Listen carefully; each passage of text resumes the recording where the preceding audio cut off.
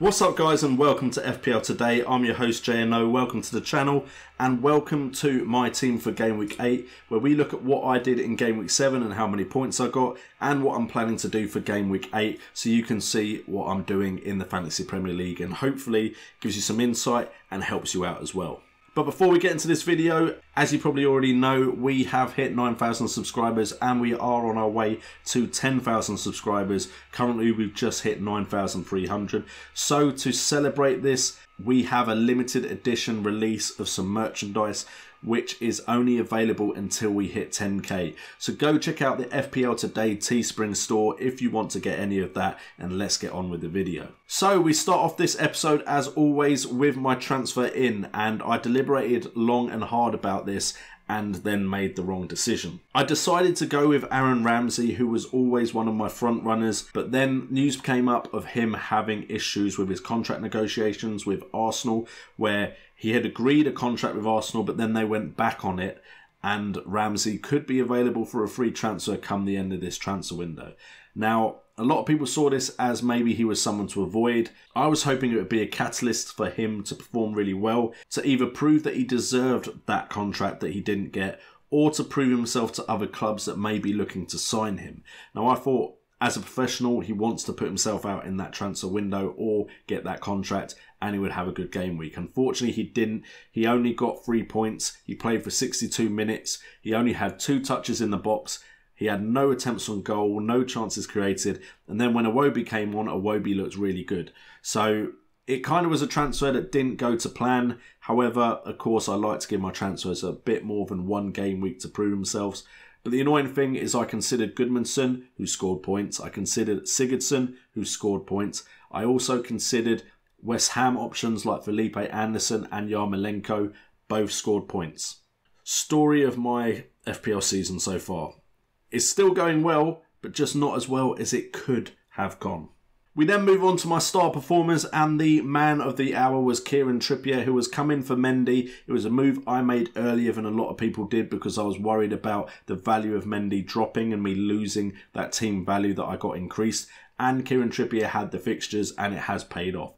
Last week, he managed to get a clean sheet and an assist. The week before, he got an assist and just missed out on a clean sheet. And it's 6.2 million, 11 points from that 1 assist and a clean sheet with 2 bonus points. He created 3 chances and 1 big chance to Harry Kane, who managed to head it and put it home.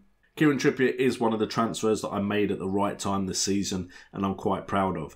The other players too really performed for me. Eden Hazard, despite playing Liverpool, still came up with the goods at 11.1 million. He got 10 points and 1 goal, 3 bonus points. He had 4 touches inside the opponent's box, 2 attempts on goal, 2 from inside, both of them being on target with 1 big chance. Also creating 3 chances, 2 of those being big chances for his teammates. Hazard is on form right now and is an integral part to that Chelsea side. And even against big opponents, he could get you points. And then Aguero at 11.4 million, he managed to get 8 points. He was my captain, so that doubled to 16.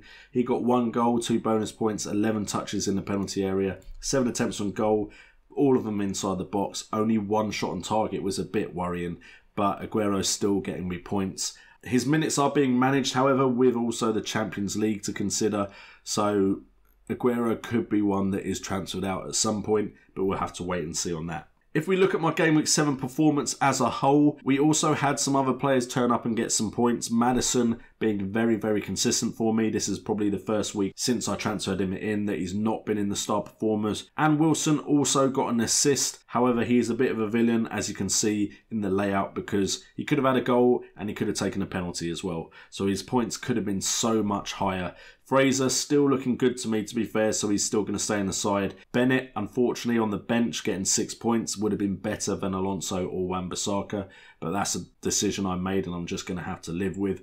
And we are waiting to see this team, I think, may stay the same into Game Week 8, so I can carry over a transfer into the international break unless something forces my hand. So the Game Week 8 lineup will be Matthew Ryan in goal against West Ham. West Ham do seem on form, so I'm not sure I'm going to get any clean sheet here. When I made this transfer, West Ham did not seem on form, so it's one of those moves I made, taking form into account, and the form's changed. Alonso, Trippier and Holebas all against opponents they could get attacking returns against. all apart from Alonso at home as well. Wan-Bissaka I could bring in, just I think out of all my defenders, Wan-Bissaka is the least likely to get attacking returns with Bennett, and I'm not sure how that game will go. Potentially it could be a 0-0 and both would be better options in my side, but Alonso, Trippier and Holebas offer that potential of a clean sheet and attacking returns. Then we've got the five-man midfield of Ramsey, Maddison, Hazard, Salah and Fraser. I like that midfield a lot better than the midfield I started off the year with.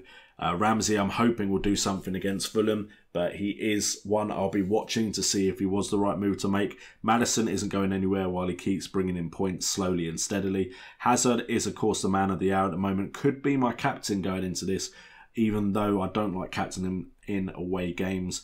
But Salah and Aguero is going to be hard to pick between the two as they're playing each other. And then Fraser and Wilson also staying in because they're against Watford. There could be some goals there for Bournemouth. However, there's the chance I do take out Fraser and Wilson and try and get those clean sheet points with Wan-Bissaka and Bennett.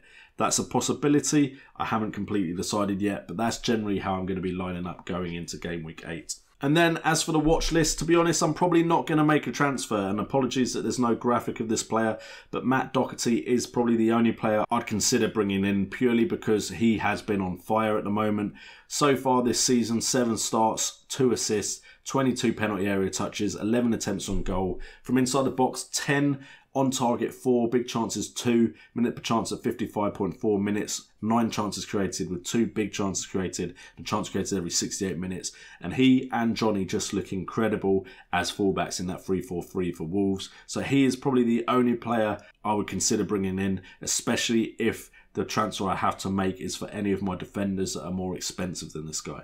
Anyway guys, thank you so much for tuning into this episode. As always, sorry if it's a bit shorter than usual. I am feeling a little bit under the weather, so trying to make sure I get the content out for you guys still. Also, if you enjoyed this video, please hit that like button and subscribe if you're new to the channel, as well as hitting that notification bell. I hope to stream on Thursday as well during the day, depending on how I feel, for you guys that like the daytime streams. And also check out the links in the description, including that Teespring link if you want any merchandise. I've been JNO. This has been FPL Today, and remember, it's all about the game.